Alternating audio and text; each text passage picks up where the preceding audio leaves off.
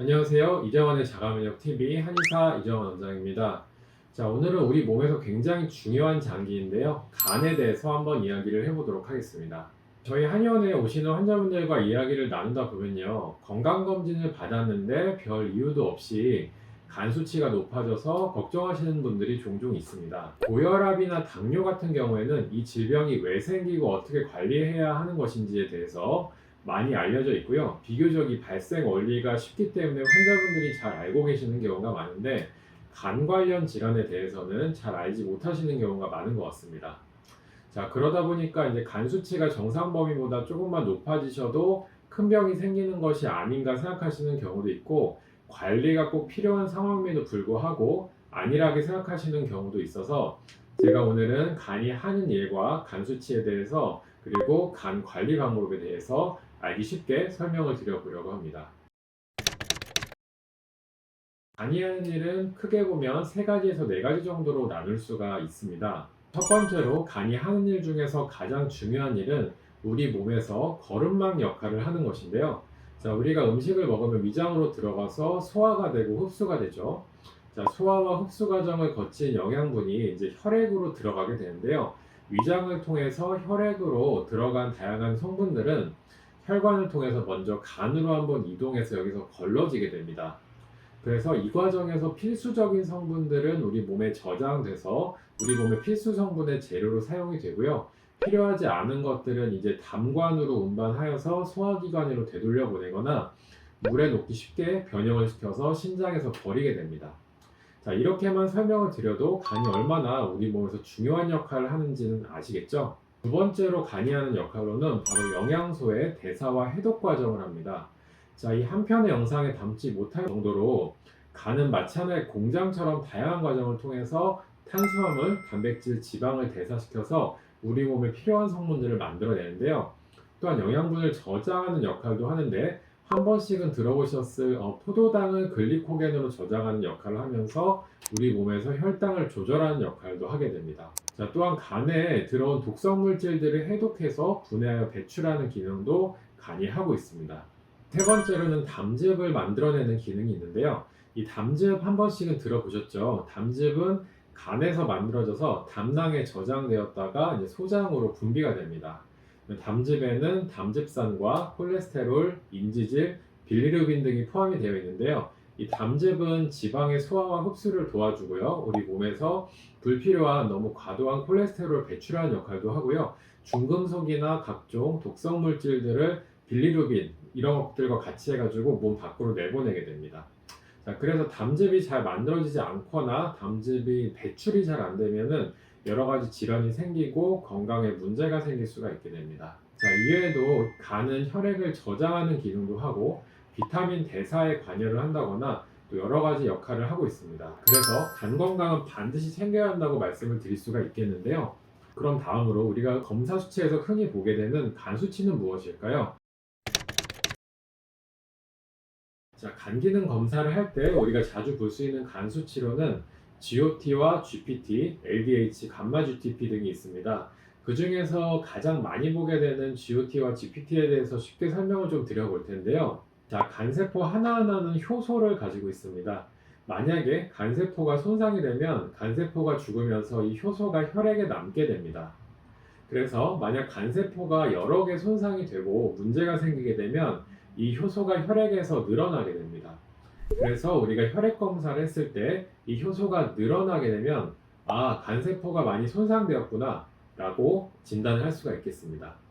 보통 이러한 효소들의 정상 범위는 40 유닛 정도로 알아두시면 되는데요. 그런데 만약에 이게 200, 300, 1000 이런 식으로 많이 올라가게 되면 무언가 간에 손상이 생기고 문제가 생겼다고 봐야 되겠죠. 자, 간 수치가 어느 정도로 높아졌을 때 우리는 경각심을 가져야 되는 걸까요? 자, 만약에 이제 간 수치가 정상 범위에서 뭐 10에서 20 정도 올라가고 20에서 30 정도 올라가서 한 60에서 70 정도로 됐다고 하면은 당장 위급한 문제가 생기는 가능성은 좀 별로 드뭅니다. 자, 과음을 한다거나 뭐 음식 때문에 혹은 운동을 과하게 했을 때 일시적으로 올라가는 경우도 많기 때문인데요. 하지만 이 간 수치라는 게 올라갔을 때 꼭 간에 문제가 생겨서만 올라가는 것이 아니기 때문에 의심되는 다른 질환들이 있다면 검사 결과를 따져보고 필요하다면 추가적인 검사도 필요할 수 있습니다. 그럼 만약에 100이나 200 정도 올라가는 경우는 어떨까요? 100 정도로 나오는 경우는 뭐 지방간, 특히 이제 알코올성 지방간이나 비알코올성 지방간이 있는 경우에 나오는 경우가 많고, 일부의 경우에는 간염을 의심을 할 수도 있기 때문에 추가적인 검사와 관찰이 필요한 수치라고 볼 수가 있겠는데요. 만약 비만이 있는 경우, 살이 찐 경우에는 지방간이 발생해서 이렇게 간 수치가 올라갈 수가 있는데, 만약에 이제 비만도 아닌데 100, 200 이렇게 올라갔다고 하면은 간 기능 이상이 생겼을 가능성이 있기 때문에 추가적인 검진을 꼭 해야 되겠습니다. 자, 만약에 간 수치가 올라가는 범위가 500에서 1000 이상이 되면요, 위험한 급성 전격성 간염이나 약인성의 간염, 간에 피가 부족해지는 허혈성 쇼크나 간 우열 등이 발생할 수도 있는 거기 때문에 응급 상황이라 생각을 하고 우리가 대처를 해야 될 것 같습니다. 그럼 마지막으로 간 건강을 지키기 위해서는 어떤 노력을 해야 될지 한번 알아보겠습니다. 첫 번째로는 우리가 정제된 탄수화물을 섭취를 줄이고 체중을 잘 관리해야 되는데요. 요즘 이제 한국 사람들한테 비알코올성 지방간이 상당히 많이 늘어나고 있다고 합니다. 자, 그만큼 비만인 사람도 많다는 것인데요. 이 비만이 원인이 되면서 간에도 부담을 주는 것이 바로 설탕, 밀가루 같은 정제된 탄수화물입니다. 자, 이렇게 정제된 탄수화물은 혈당을 빠르게 올리고요. 간의 대사작용에 과부하를 주게 되고 쉽게 지방으로 바뀌어서 간에 쌓이게 되고 지방간이 생기게 됩니다. 그러므로 평소에 뭐 설탕이나 밀가루, 쌀가루가 들어간 과자나 빵, 떡, 국수 이런 것들을 많이 드시는 분들은 그런 음식들의 섭취를 줄이는 것이 간 건강에 도움이 많이 됩니다. 자, 두 번째로는 술이나 약물을 주의해야 되는데요. 간 건강 관리에 대해서 많은 분들이 가장 먼저 떠올리시는 것이 술이나 약일 것입니다. 자, 술은 정말로 간에는 백해무익한 것이기 때문에 최대한 줄이시는 것이 좋고요. 약의 경우에는 전문가의 상의를 통해서 적절하게 복용을 하시는 것이 가장 중요합니다. 자, 한약이 간 수치 상승을 유발한다는 이야기도 많은데요. 전문가의 진단과 처방을 통해서 복용하는 한약은 간에 이상을 발생시킬 가능성이 극히 낮다고 말씀을 좀 드리고 싶고요.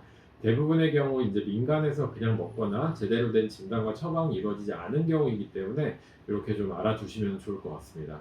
자, 세 번째로는 스트레스 관리와 숙면을 취하는 것이 중요한데요. 생각보다 잘 모르시는 부분이 스트레스가 간 건강에 영향을 준다는 것입니다. 자, 과도한 스트레스는 우리 몸의 호르몬 분비나 면역 체계나 소화 기능 등에 영향을 주게 되고요. 이게 이제 간 기능에도 영향을 주게 되는 경우가 많습니다.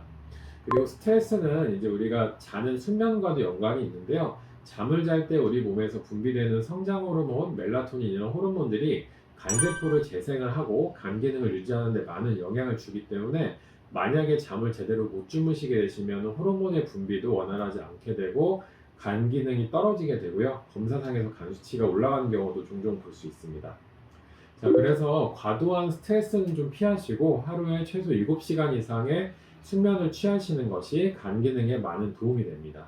마지막으로 네 번째는 단백질이나 비타민, 항산화 성분이 풍부한 음식을 드시라는 것인데요.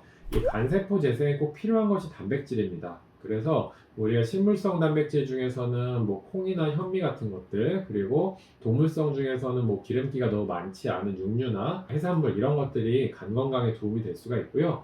뭐 비타민이나 항산화 성분이 풍부한 녹색 채소, 예를 들면 뭐 시금치나 브로콜리나 청경채, 아스파라거스 이런 것도 굉장히 좋습니다. 이제 한의학에서는 예로부터 녹색 채소가 간에 좋은 것들로 알려져 왔는데 실제로 성분 연구를 해봐도 간에 도움이 되는 채소가 많다고 합니다.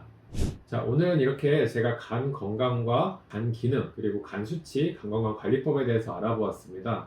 자, 간은 세부적으로 이야기했을 때 몇백 가지 일을 한다고 할 수 있을 정도로 우리 몸에서 정말 많은 기능을 하는 중요한 장기입니다. 자, 본인의 간 건강 한 번쯤은 관심을 가지고 확인을 해보시기를 바라겠습니다. 자, 이정원의 자가면역 TV 오늘의 영상은 여기서 마치도록 하겠습니다. 항상 구독해주시고 좋아요 눌러주시는 분들 감사드립니다.